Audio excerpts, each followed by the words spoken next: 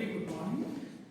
Thank you to the chair, Professor Daniel, and my dear participants from across the world. Really, it gives me immense pleasure. First and foremost, I thank Professor Ivan, my beloved brother, for giving me this wonderful opportunity to share my experiences, to interact with you all learned scholars from across the world.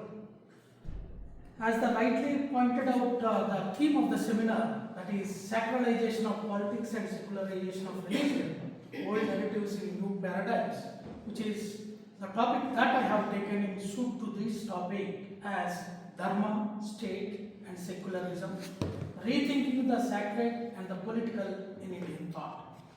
Here my main objective is to see the concept of Dharma from different philosophical perspectives, particularly with reference to India, and see when a state follows this particular Dharma, how it will be, or it is leading to secularization.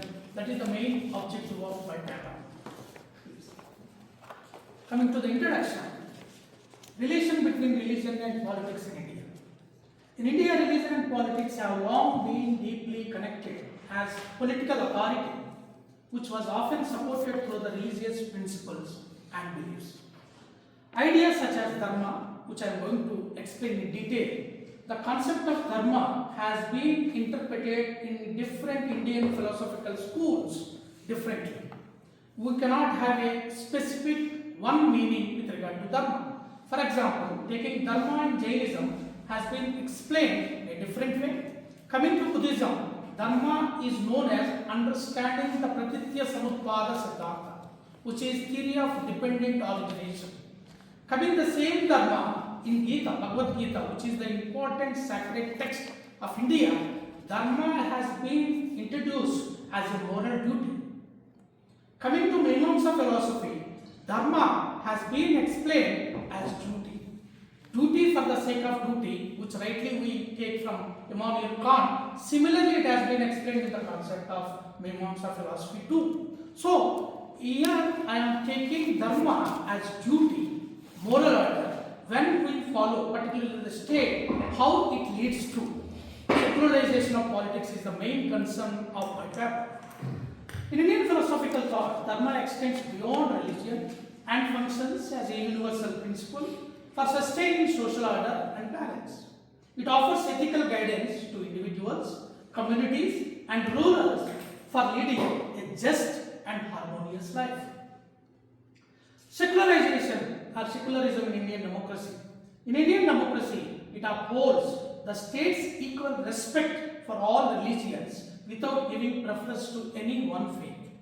It protects the freedom of religion by enabling individuals to profess, practice and propagate their beliefs. In contrast to a strict separation model, Indian secularism is based on the state's principled involvement with all religious communities to promote justice and equality. Now, coming to the contemporary Indian context, the relevance of secularism in contemporary society lies in promoting peaceful coexistence among diverse religious communities. It helps protect individual freedom of belief and prevents discrimination based on religion. In pluralistic society, with reference to India, it ensures equal treatment of all citizens by the state. It also strengthens democracy by fostering tolerance, unity and social harmony. Now, what is the meaning of Dharma? It is understood as a moral and cosmic order. Very important point that we need to understand with reference to Indian context. Dharma has been explained in Vedas as cosmic order and ritualistic order, and lastly, which is very important, moral order. So based on this Vedic order, the principles that upholds both ethical behavior and universal harmony. It directs individuals towards truth, duty and righteousness in their personal and social responsibilities. On a cosmic scale, it preserves balance and order within nature and existence. In this way, Dharma links human ethics with the broader structure of universal equilibrium. Now, duty, it has been understood, and ethics and righteousness. In an Indian context, duty, ethics and righteousness are deeply rooted in the concept of Dharma.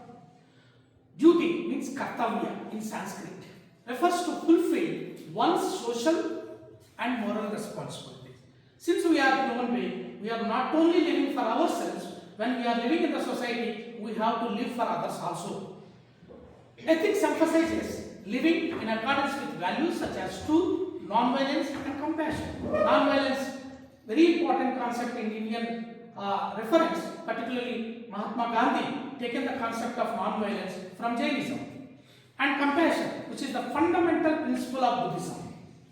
Righteousness, Dharma-nishtha, signifies acting in harmony with moral order and contributing to social harmony and justice.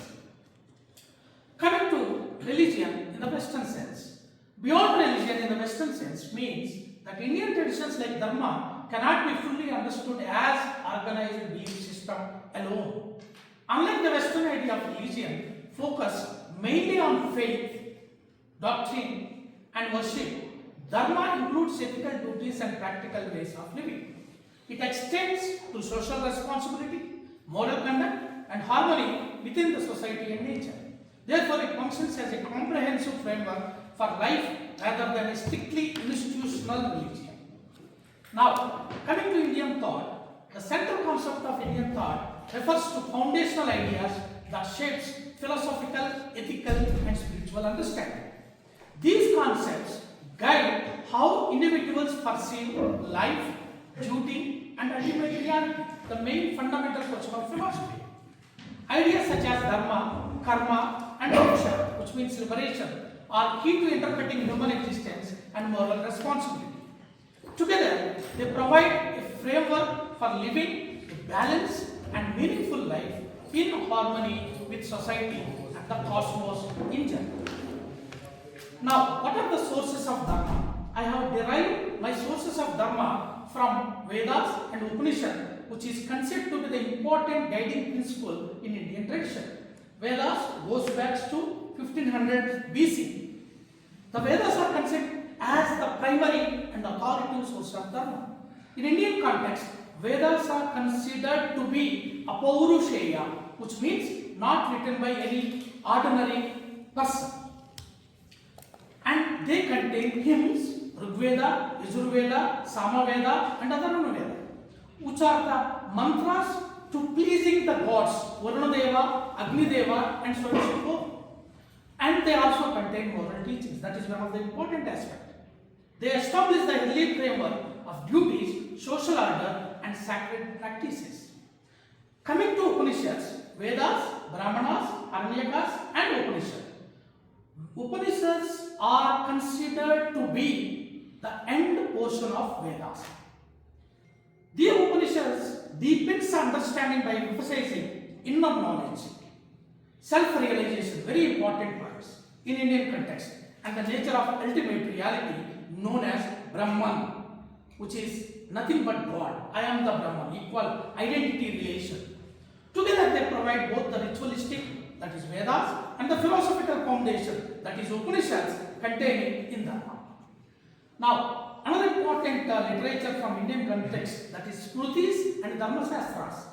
Smrutis means hearing, Smruti, remembering, and Dharma Shastras, very important sources of Dharma in Indian context, which interpret and systematize Vedic teachings. The Smritis provide remembered traditions that guide social conduct, customs and ethical duties. Dharma Shastras, on the other hand, like Manusmriti, offer detailed rules regarding law, morality and governance in the society. Together, both Vedas and Upanishads help to translate the principles of Dharma into practical norms for daily life and social order, which is very important. Because Indian system has been divided into 4 varnas: Brahmanas, Kshatriyas, Vaishyas, Kshatriyas and Shudras. Accordingly, each varna has been ascribed a particular duty in order to perform. Then only the society will be in proper order. If any varna is not able to perform their duties, the entire social structure, social order will collapse. So this is the way of understanding in Indian context. Now, coming to epics and Puranas, these also plays very important role in Indian tradition, which are the narrative sources of Dharma in Indian tradition that communicate moral and spiritual teachings through stories. The epics like Mahabharata, Ramayana illustrate Dharma through characters, dilemmas, and righteous conduct in real life situations. Even today in India, mostly, particularly with reference to Hindu system, they take instances from this Mahabharata and Ramayana, and there are certain plays performed on different occasions. Maybe it is birth occasion, maybe it is a death occasion. They perform because it contains ethical principles and practices. Particularly the Puranas, which explains cosmology, mythology, and ethical values inaccessible from the wider public. They make the principles of Dharma understandable and applicable in everyday life. Now, Buddhist and Jain traditions, which are very important in Indian context, these two schools are entirely different from the other orthodox schools of Indian philosophy. Buddhism, Jainism offer alternative understandings of Dharma centered on ethical discipline and spiritual liberation. Buddhism, they never believe in God because their fundamental doctrine is theory of momentariness, nothing is permanent, even they don't accept the concept of self too. It is a stream of consciousness for Buddhism. And even Jaina also accept the soul, but at the empirical level, according to them, souls are many. Each individual human being is possessing a soul. That's what they are talking about, the theory of Anekantavada, that means realistic pluralism. Jainism, Dharma is closely associated with non-violence. One of the important principles even Mahatma Gandhi derived from Jainism.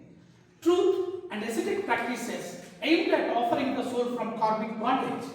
Both traditions emphasize self-discipline and moral conduct as the means to liberation. Particularly if you look at the entire phenomena of Indian philosophical structure, Jainism and Buddhism are considered to be ethical systems of India. Please. Now, concept of Rita. This is one of the important concepts in understanding Dharma from Indian perspective. The concept of Rit, which is a Sanskrit term, is known as cosmic order, ritualistic order, and moral order. Rita refers to the ancient Vedic concept which governs the universe and maintains its balance. Because of Rita only, the universe maintained according to Indian tradition. It represents the natural law that ensures harmony in nature, society, and moral life. Human beings are expected to live in accordance with Rita through truth, duty, and righteous action. Later, the idea of Dharma develops from Rita as its ethical and social expression. Now, further, next slide. Because another important point that I need to mention in this particular theme, that is kingship. Even in Indian concept, kingship is guided with Dharma. It refers to the idea of righteousness and ethical rule in Indian political thought. The king is expected to govern according to moral principles, ensures justice, protection, the welfare of all subjects. That's what the king is to be treated as God, because he has to see each citizen without any caste, religion, race, sex, so on and so forth. Dharma acts as a guiding framework that limits arbitrary power and promotes fairness in administration. Thus, rightful kingship is defined by responsibility, compassion, and adherence to moral order. Now, what is the ethical foundations of the society? Ethical foundation of society refers to the moral principles that support social order and human coexistence. It is based on values such as truth, etc. And these principles are guiding behavior, shape institutions, which is a very important concept that we need to understand. We have social institutes like family, one of the important concept, institute, then educational institute, then we have religious institutions. When Dharma plays a significant role in these three institutions, automatically when we inculcate the values of Dharma in these three social institutes, any society, given society or state will be in proper order. Next. Upanishad. As I already explained this is nothing but simply an explanation of individual self, identifying individual self with the higher self. That means identity, unity. That is the main important point of Upanishads. Next please. Atman and Brahman. That means the unity of Atman, my individual self, with the universal self. There is an identity. Because once and foremost, when we inculcate the values, then only I can identify myself to the higher self. Unless and until then, if I am not able to see my co-brother as my brother, that means ignorance, ego is dominated by me. So we need to inculcate the values of particularly Dharma, righteousness, compassion, tolerance in our individual life. Next please. Next. So in order to have this, one has to follow Dharma as inner discipline. Vedas talks about external reality, ritualistic order, but whereas here the Upanishads' main emphasis is self-realization. Very important thing. Next. Now, state in the ancient India. Next. And how it has protected the Dharma. Next. Welfare and justice. In Indian context, particularly Kautilya's Arthashastra, one of the important texts. It is not with regard to economy, but it deals with polity of Indian system. How a king is supposed to rule the state, the citizens with compassion and dharma has been beautifully explained in Kautilya Arthashastra.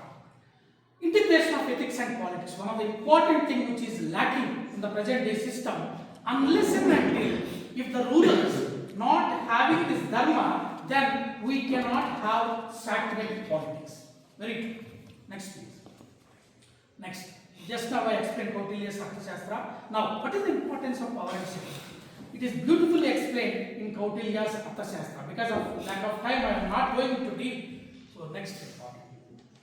How an administrative efficiency also can be done with proper effectively has been explained in Kautilya Arthashastra. Now, very important.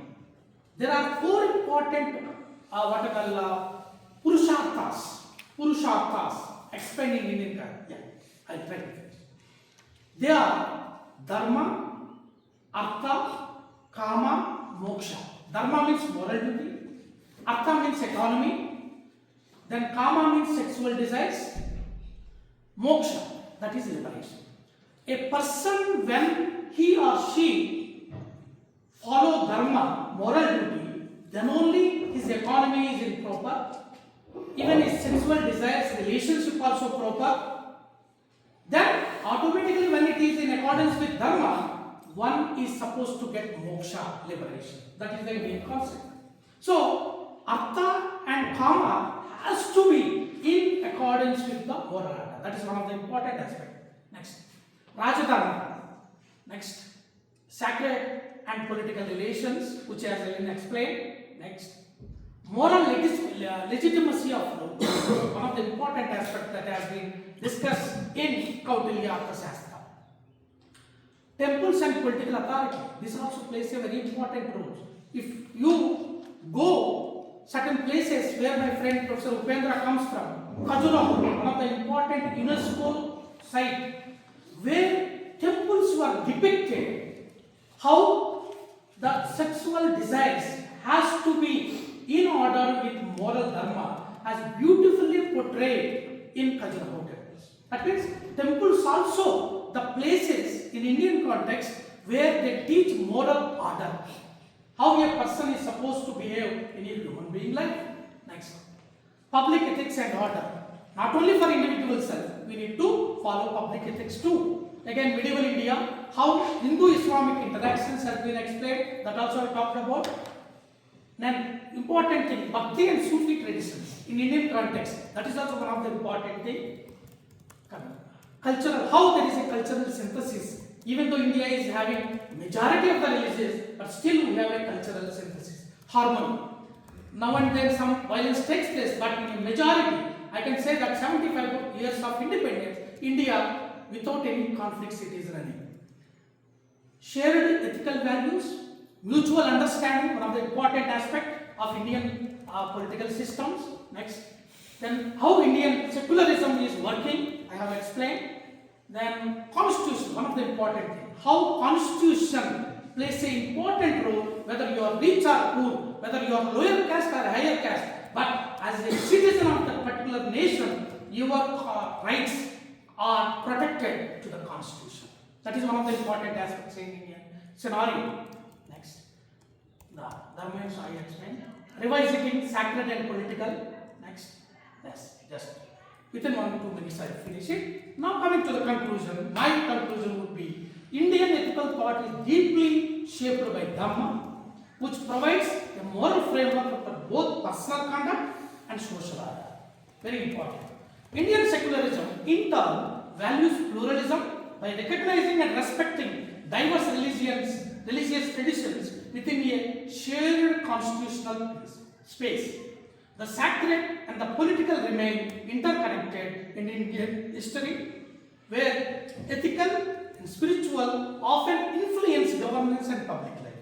Within this framework, justice, tolerance emerge as essential values, ensuring harmony, inclusion, and ethical balance in a diverse society. Yeah, these are some of the references I found. Finally, one word I will conclude. In Indian philosophical framework, philosophy, ethics, and religion, they all come together. They all go together. Unlike Western notion of religion, ethics, and philosophy. Because where you have a religion, morality is involved. Within that system only, if you see the entire Indian philosophical schools, systems, they also have religious belief. With this, really once again I thank my beloved brother Professor Yon for giving me this wonderful opportunity to share my experiences with all beloved brothers and sisters. Thank you wonderful for having me.